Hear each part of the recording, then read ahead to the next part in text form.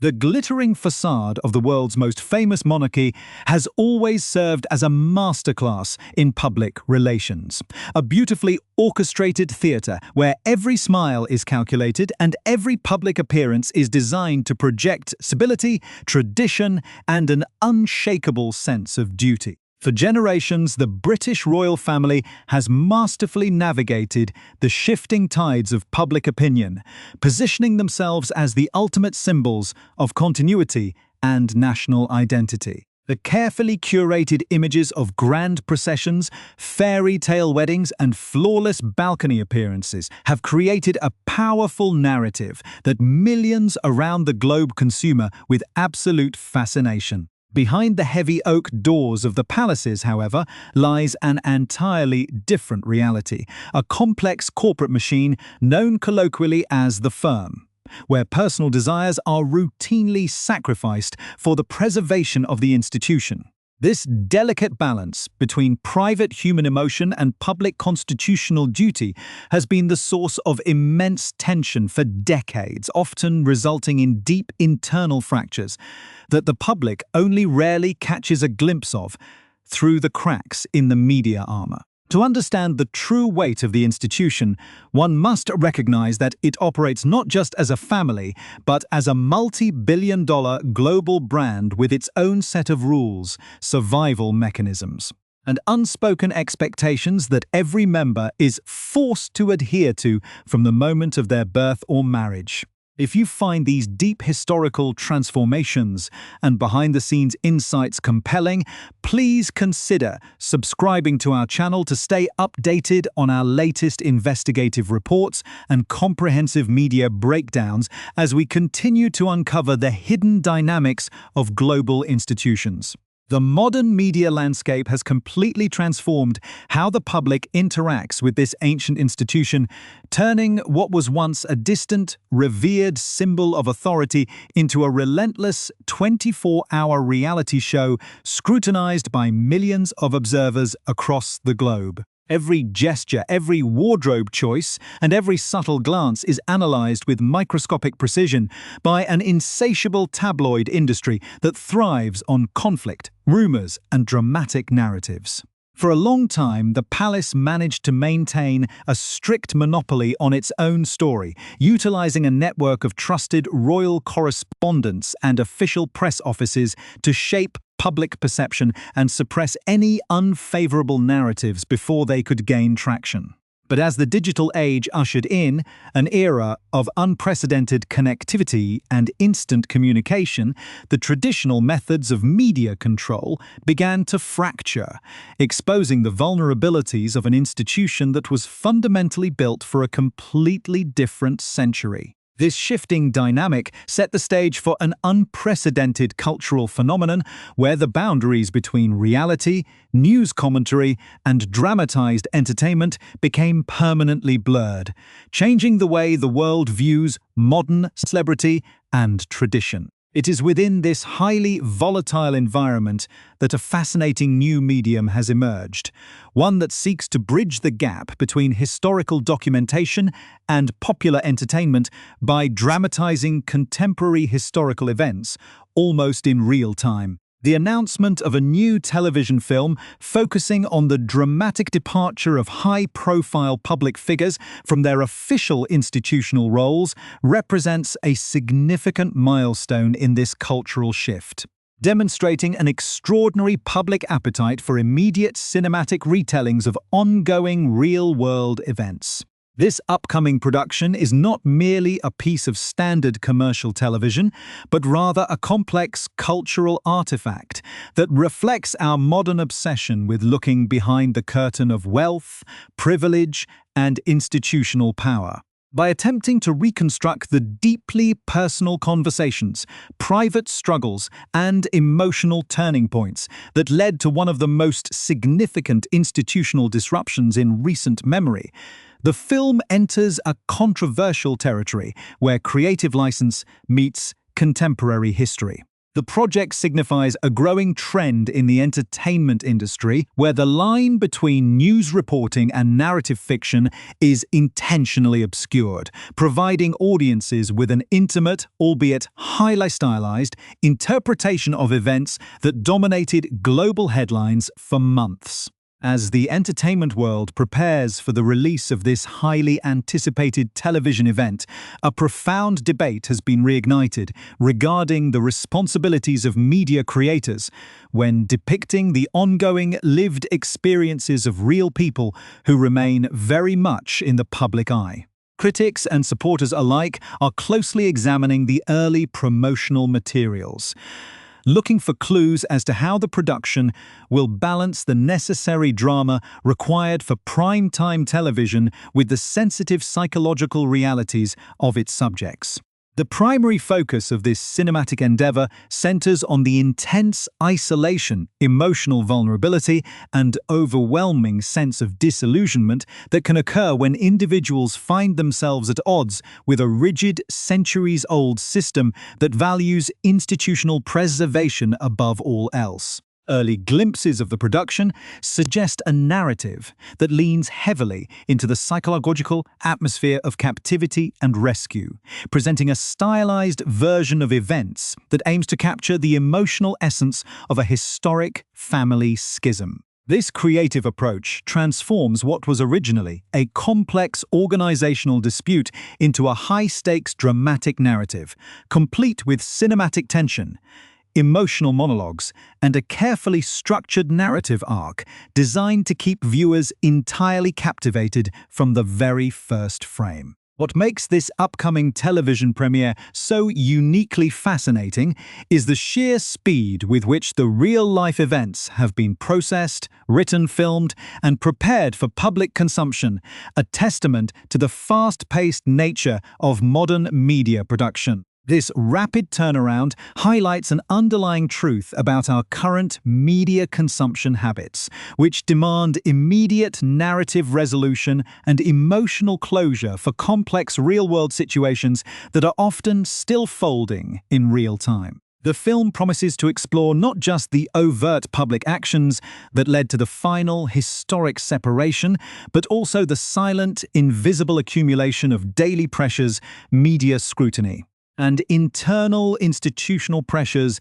that gradually eroded the subject's willingness to remain within the established system. As we stand on the eve of this major television broadcast, the anticipation surrounding the project serves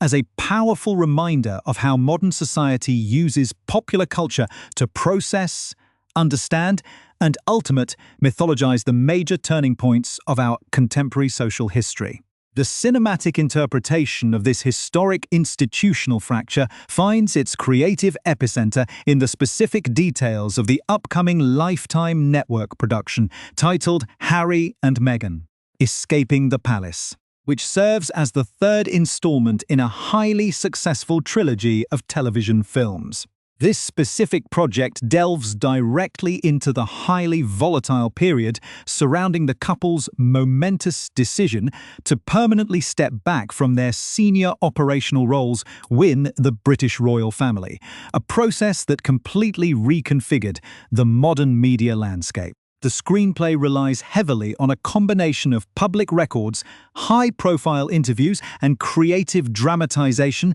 to reconstruct the intense atmosphere of claustrophobia and emotional distress that characterized the couple's final months inside the royal ecosystem. At the absolute core of the narrative is the profound sense of alienation experienced by Meghan Markle, portrayed in the film by actress Sydney Morton as she struggles to adapt to the rigid, unyielding protocols of the palace while simultaneously facing a relentless onslaught of hostile media coverage.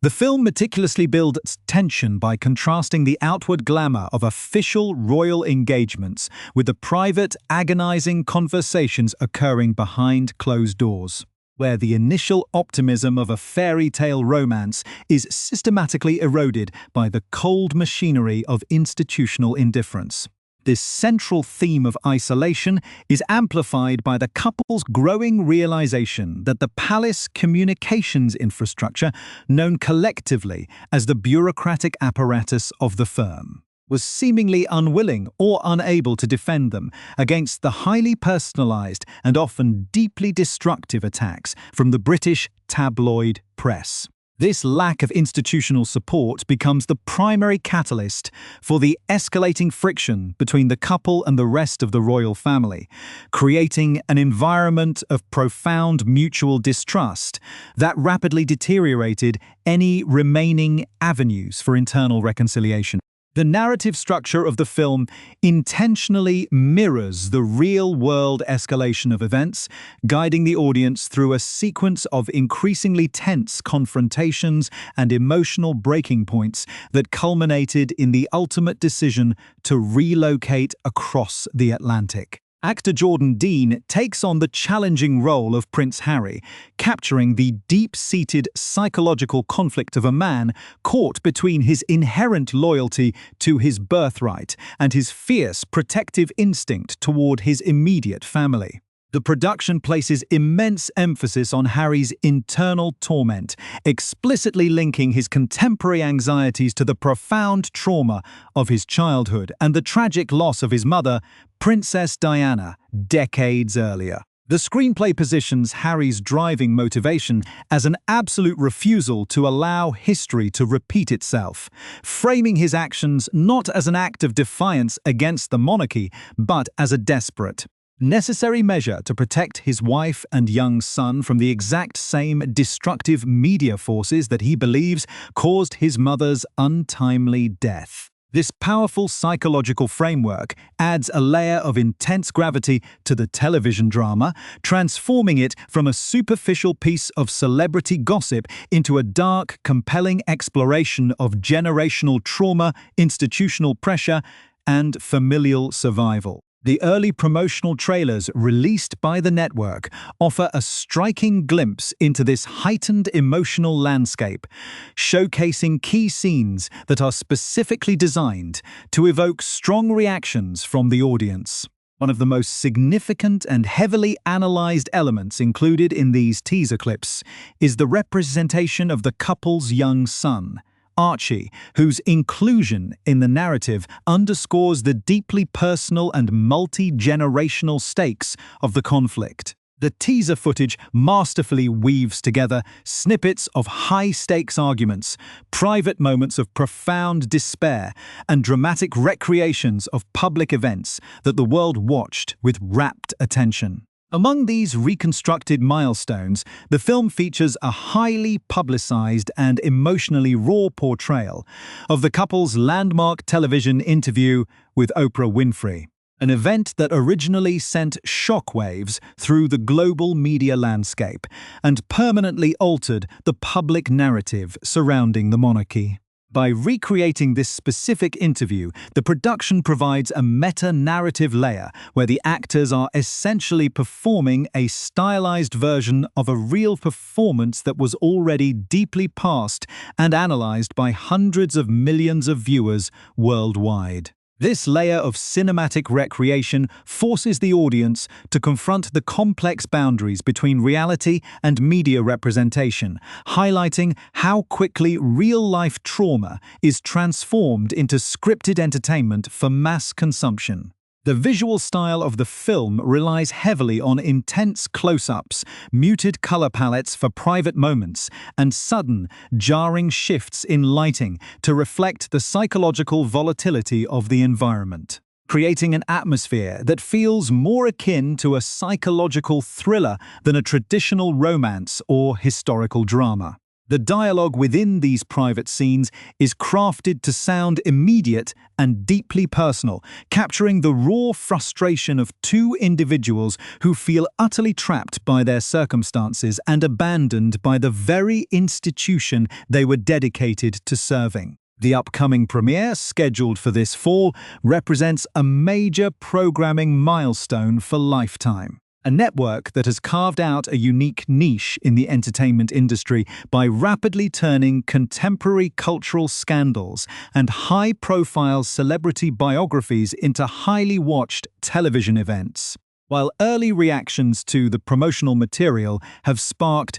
widespread discussion regarding the physical resemblance of the lead actors to their real-life counterparts, the true significance of the project lies in its willingness to tackle a highly sensitive, ongoing historical event with such immediate and unapologetic dramatic flair. The film does not shy away from portraying the internal mechanics of the palace press operations, suggesting a calculated system of media manipulation and strategic leaks designed to protect senior members of the hierarchy at the direct expense of the newer, more vulnerable additions to the family circle. This portrayal adds a profound layer of institutional critique to the narrative, presenting the monarchy not just as an archaic cultural symbol, but as a highly sophisticated, sometimes ruthless corporate entity focused entirely on its self-preservation and global brand continuity.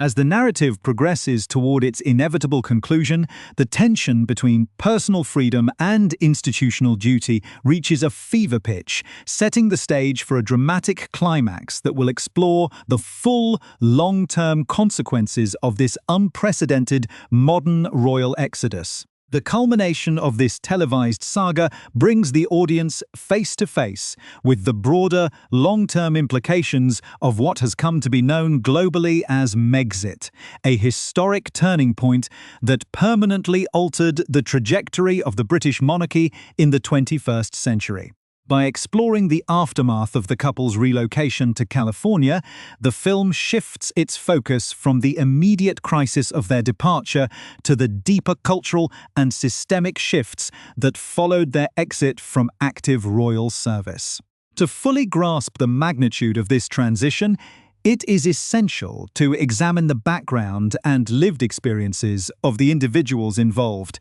particularly Meghan Markle, whose entry into the royal family was initially hailed as a groundbreaking moment of modernization. Born and raised in Los Angeles, California, Meghan built a successful career as an actress, most notably starring in the legal drama series Suits, where she portrayed paralegal Rachel Zane for 7 seasons. This background as a self-made, working American woman who was independently wealthy and deeply involved in international humanitarian advocacy before meeting Prince Harry created a profound cultural clash when she entered the highly structured, traditional world of the British court. Her experience with the media was previously rooted in the predictable patterns of Hollywood promotion, which proved completely inadequate for preparing her for the unique, relentless intensity of the British tabloid press. An industry that operates with a degree of viciousness and personal scrutiny unparalleled in American media. Prince Harry, on the other hand, had spent his entire life under this microscopic lens, a reality that deeply shaped his worldview and psychological development from a very young age. Born as the second son of King Charles and Princess Diana, Harry was always acutely aware of his position as the spare within the constitutional hierarchy, a role that offered immense privilege but also carried a profound lack of autonomy and constant comparison to his older brother, the heir to the throne. His military service, including 2 deployments to Afghanistan, provided him with a temporary escape from the constraints of royal life and fostered a deep sense of personal purpose, which later translated into his creation of the Invictus Games, an international sporting event for wounded and injured servicemen and women. The accumulation of these life experiences created 2 individuals who were uniquely ill-suited to quietly accept the traditional palace policy of never complain, never explain, a public relations strategy that has served as the monarchy's primary shield for nearly a century. When this policy failed to protect their new family, the resulting rift extended far beyond a simple domestic dispute, triggering a profound constitutional and cultural conversation about race, mental health, and the role of tradition in a rapidly evolving global society. The Lifetime film captures the essence of this historical collision by depicting how the couple's departure reverberated through the upper echelons of the British establishment, forcing the institution to confront its own vulnerabilities and the changing expectations of the public. This modern media phenomenon demonstrates that the stories we tell about public figures are no longer entirely controlled by official state institutions or elite press offices. Instead, they are rapidly consumed, repackaged, and dramatized by global entertainment networks for an audience that demands total transparency and emotional authenticity. The broader historical context surrounding the film's release also highlights a fascinating shift in how the public processes contemporary history, where the gap between an actual event and its fictionalized adaptation has shrunk to almost nothing. This rapid monetization of real-life trauma and institutional crisis reflects a broader cultural trend where major news events are treated as raw material for entertainment content, blurring the lines between objective journalism and narrative storytelling. For the participants themselves, the transition from senior working royals to independent global media producers represented a complete reinvention of their public identities, as they established their own Archewell Foundation and signed lucrative production deals to tell their story on their own terms. Yet, as this television trilogy demonstrates, the narrative surrounding their lives remains a deeply contested space, with different media entities vying to present their own versions of the truth to a deeply divided public. The enduring fascination with this story underscores the unique position that the British royal family holds in the global imagination, serving as a mirror for society's evolving values regarding family loyalty, personal freedom, and the heavy price of duty. Ultimately, the story presented in this final chapter is not just about a prince and a duchess leaving a palace, but about the inevitable friction that occurs when modern individualism clashes with an ancient, unyielding institution designed to prioritize collective survival above all else. As the screen fades to black on this television dramatization, viewers are left to contemplate the ongoing nature of this real-world narrative, which continues